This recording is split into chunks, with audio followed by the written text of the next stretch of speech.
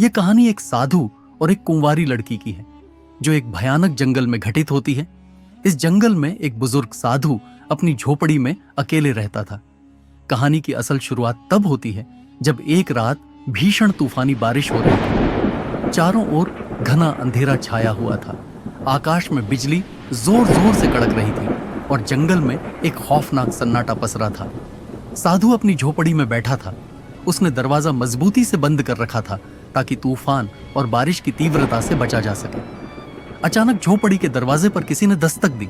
साधु हैरान हो गया कि इतनी रात गए इस सुनसान जंगल में कौन आ सकता है। उसने हिम्मत जुटाकर दरवाजा खोला। दरवाजे पर एक खूबसूरत और युवा कुंवारी लड़की खड़ी थी। उसके कपड़े बारिश में पूरी तरह भीग चुके थे और उसके शरीर की हर रेखा साफ नजर आ रही थी। उसकी जवानी अपने चरम पर थी। साधु ने उससे पूछा, ए लड़की, तुम कौन हो और इस खौफनाक जंगल में इतनी रात गए ऐसी भयंकर बारिश में क्या कर रही हो? लड़की डर से कांपते हुए बोली, बाबा जी, मैं जंगल के पास वाले गांव में रहती हूं। मैं बहुत डर गई हूं। मेरे पीछे कुछ लोग पड़े हैं। वे मुझे मारना चाहते हैं। कृपया मुझे बचा लीजिए। साधु ने उसे तुरंत अंदर बुलाया और ढांढस बंधाया। फिर उसने लड़की से उसकी पूरी कहानी पूछी। लड़की ने कांपते हुए जवाब दिया, मैं गांव के राजा की बेटी हूं। मेरे माता पिता अब इस दुनिया में नहीं हैं। उनके जाने के बाद से कुछ लोग मेरी खूबसूरती के पीछे पड़े हैं। वे मुझे पकड़कर मेरी इज्जत लूटना चाहते हैं। मैं अपनी आबरू बचाने के लिए भागकर आपके पास आई हूं। साधु उसकी बातें बड़े ध्यान से सुन रहा था, लेकिन उसे शक हुआ कि यह लड़की कोई रहस्य छुपा रही है। उसे लगा कि इसके आने के पीछे कोई और मकसद हो सकता है। झोपड़ी के अंदर दोनों बैठे थे। एक कोने में मध्यम रोशनी वाला दिया जल रहा था। बाहर तेज बारिश और तूफान का कहर जारी था। चारों ओर अंधेरा ही अंधेरा था।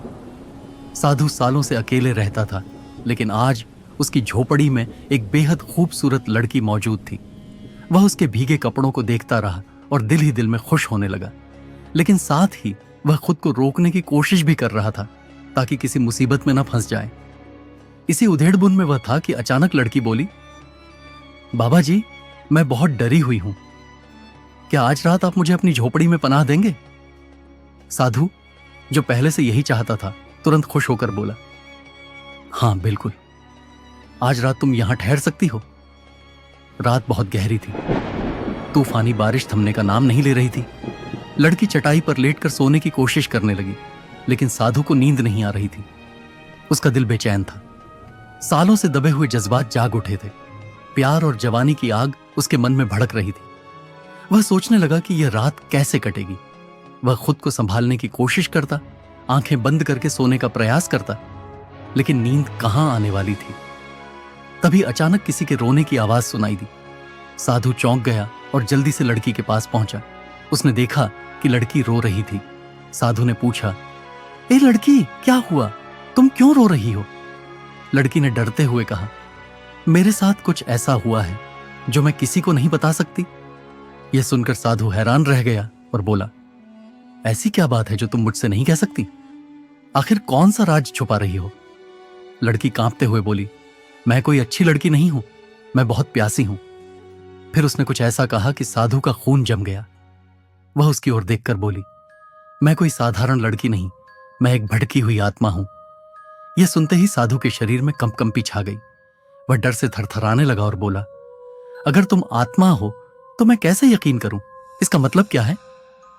लड़की ने आह भरी और अपनी कहानी सुनानी शुरू की। यह बहुत पुरानी बात है। मैं एक रानी थी। एक शख्स मुझसे शादी करना चाहता था, लेकिन मैं उसे पसंद नहीं करती थी। उसने मुझे हासिल करने के लिए काला जादू किया। मैं उसके जाल में फंस गई। उसने जबरदस्ती मुझसे शादी कर ली, लेकिन मैंने उसे अपनी इज्जत नहीं सौंपने दी। शादी की पहली रात मैंने उसे अपने करीब नहीं आने दिया। इससे वह गुस्से में आ गया और मुझे मार डाला। मरते वक्त उसने कहा कि मेरी आत्मा तब तक आजाद नहीं होगी जब तक मैं किसी नेक इंसान या साधु के साथ हमबिस्तर न हो जाऊं। यह सुनकर साधु कांपने लगा। लड़की ने उसका हाथ थाम लिया और बोली, मैं झूठ नहीं बोल रही। अगर तुम आज रात मेरे साथ वक्त न बिताओगे तो मैं हमेशा इस जंगल में भटकती रहूंगी। मेरी आत्मा को कभी सुकून नहीं मिलेगा। वह अपने नर्म हाथों से साधु को छू रही थी। साधु परेशान हो गया। तभी बाहर से एक भयानक आवाज सुनाई दी। साधु तुरंत उठा और झोपड़ी से बाहर निकला। उसने एक पेड़ पर एक साए को बैठे देखा। साधु उसे देखकर हैरान रह गया और बोला, कौन हो तुम? वह साया धीरे धीरे उसकी ओर बढ़ने लगा। साधु ने पलटकर झोपड़ी में देखा, लेकिन लड़की खामोश खड़ी थी। साया उसके करीब आया और गर्जन भरी आवाज में बोला, मैं वही हूं जिसने इस लड़की को तुम्हारे पास भेजा है। यह वही साया था जिसने काला जादू करके लड़की को कैद कर रखा था। साया जोर से हंसने लगा और बोला, साधु, तुम मेरे जाल में फंस चुके हो। साधु ने कहा, तुम्हारा काला जादू मुझ पर असर नहीं करेगा। क्या सोचा था कि मैं एक खूबसूरत लड़की को देखकर भटक जाऊंगा? हरगिज नहीं।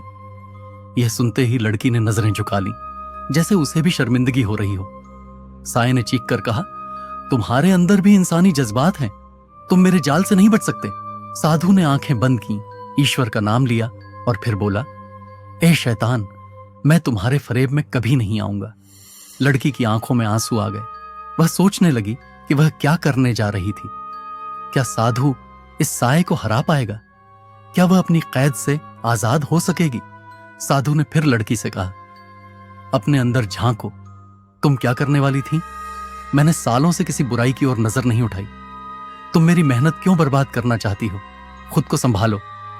यह सुनकर साया जोर से हंसा और बोला, साधु, अब बहुत देर हो चुकी है। लड़की ने साधु की ओर देखा और धीरे से कहा, मुझे नहीं पता कि सही क्या है और गलत क्या।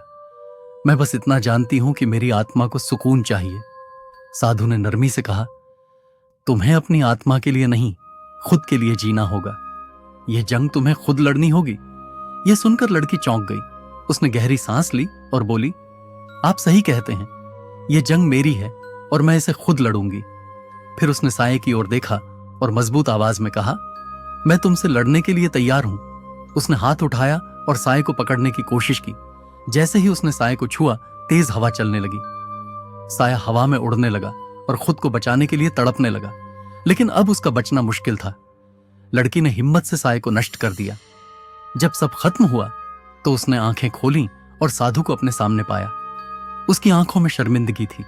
उसे एहसास हो गया था कि वह गलत रास्ते पर थी।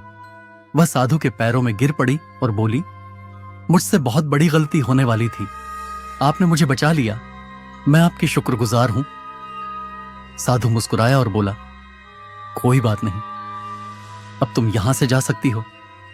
लड़की ने सिर झुकाया, आंखों में आंसू लिए और चुपचाप जंगल से निकल गई। उसकी आत्मा हमेशा के लिए आजाद हो गई थी।